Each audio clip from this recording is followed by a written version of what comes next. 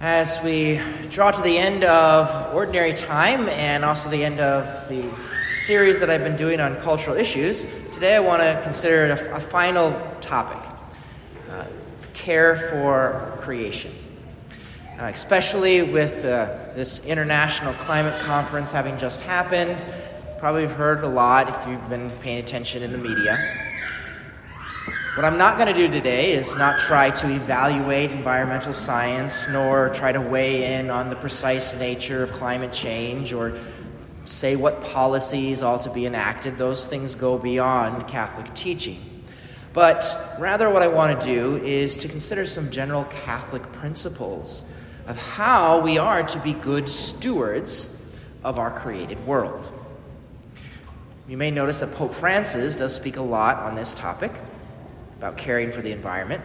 But if you go beyond the headlines and actually begin to read some of the things that he says, as well as what popes have said before him, you'll find that the Catholic approach to this is quite different from the secular forms of environmentalism.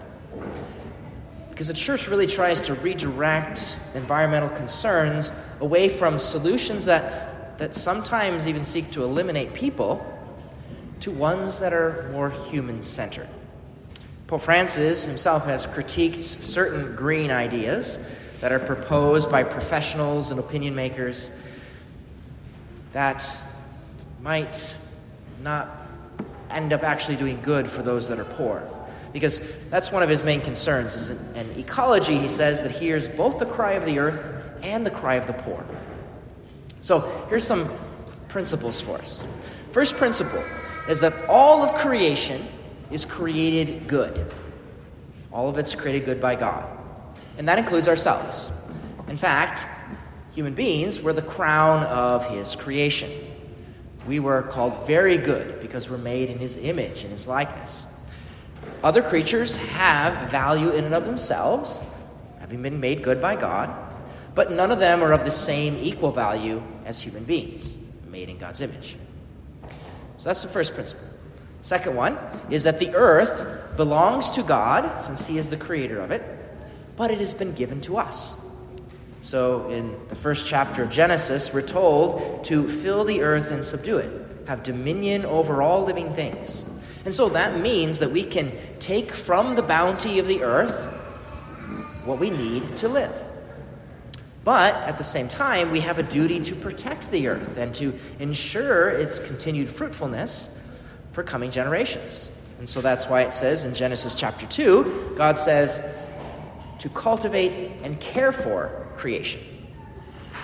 So that's the second principle. The third one is that creation is not God. Creation is not God.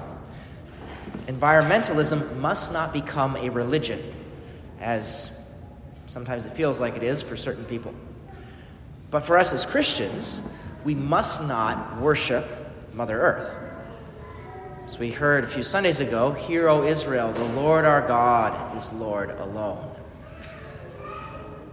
A fourth principle is that with the fall and sin, this command to subdue and to care for the earth can be distorted. Can turn into exploitation instead of care. And it's not something that just simply Pope Francis has pointed out, but we can go back to previous popes like Pope John the 23rd, who said that Genesis relates how God gives these two commands to our first parents to increase and multiply, and then to bring nature into their service, to fill the earth and subdue it. And these are complementary commandments. He says, nothing is said in the second of these about destroying nature. On the contrary, it must be brought into the service of human life. John Paul II, also in 1979, that's when he proclaimed St. Francis of Assisi to be the patron saint of ecologists and ecology. John Paul II said that the commitment of believers for a healthy environment stems directly from the belief in God, the Creator. Pope Benedict XVI, too. He was given by some the title of being the Green Pope because he had spoken the most on this up to his time. Benedict said, we need to care for the environment.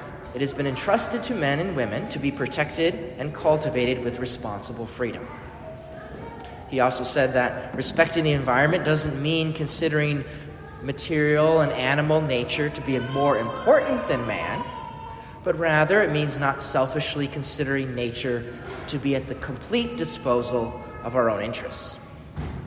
And so that leads us to Pope Francis, who he especially wrote an entire encyclical on caring for our common home in 2015. And in there he said that he wanted to try to guide us to an approach to ecology which respects our unique place as human beings in our world and our relationship to all of our surroundings. So the main difference, hopefully you begin to see here, between Catholic teaching on environmental stewardship versus secular environmentalism is the role of the human person. The Catholic approach is centered on humanity, not on some kind of abstract notion of nature. Because sometimes in secular environmentalism, human beings are often portrayed as the problem. That you can find comments from different individuals like human beings as a species have no more value than slugs. Or that it might take our extinction to set things right. Or one biologist said, somewhere along the line we became a cancer. So this idea that human beings are a cancer or a disease or a planet would be better off if we went extinct, this is not the Catholic approach. But yet these kind of ideas lead to practical decisions like trying to enact human population control. If human beings are causing certain things like the planet to warm, then we need to reduce our numbers. And oftentimes this gets directed by those that are powerful, in particular towards those that are poor. As Pope Francis critiques, he says, instead of resolving the problems of the poor and thinking of how the world can be different, some can only propose a reduction in the birth rate. So there are organizations, for example, that condition giving food and medicine to poorer countries only if they accept birth control and abortion first. So their idea is, well, how do we solve climate change and poverty at the same time? Well, let's just make sure that the poor don't reproduce. This is not a Catholic understanding. This spreads even to, in our country, for example, a recent poll found that almost 40% of Gen Z were reticent and afraid even to have children, due in part to fears of climate apocalypse. But Pope Francis points out that demographic growth is fully compatible with an integral and shared development. He says that in a world that's marked oftentimes by selfishness, a large family is a school of solidarity and sharing, an attitude that's a benefit for society as a whole. He said that it's not large families that cause poverty, but instead a kind of throwaway culture that will even throw away people. That's the main cause of poverty, he says, not large families.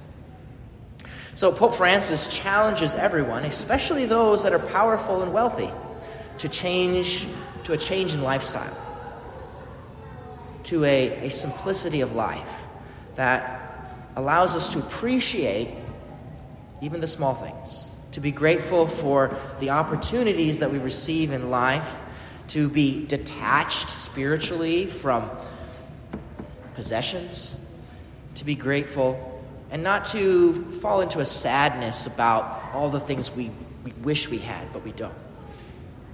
John Paul II acknowledged that it's certainly not wrong to want to live better, which includes having material things, but what's wrong is a style of life that wants enjoyment to be its end, its sole purpose. See, we can use the resources of the earth as good stewards to raise ourselves and the poor to a better life. But we're not being good stewards if we just simply seek out more and more at the expense of our brothers and sisters in need. See, Christian joy and peace that can be found in simplicity is something that we can actually learn from those who are truly poor.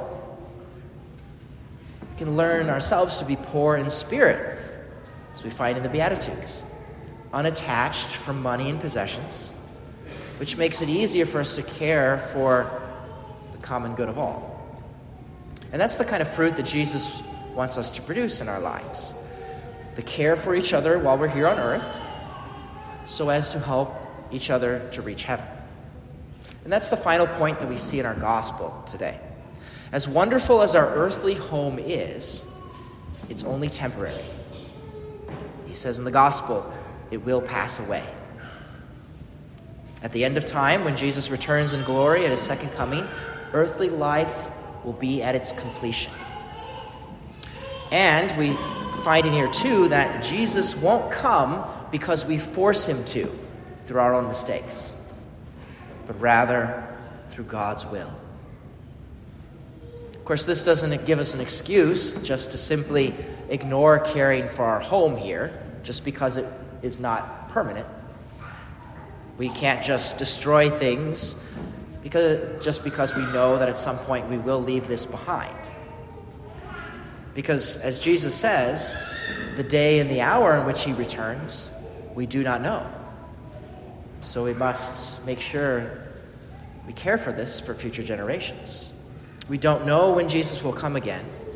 So in the meantime, we need to care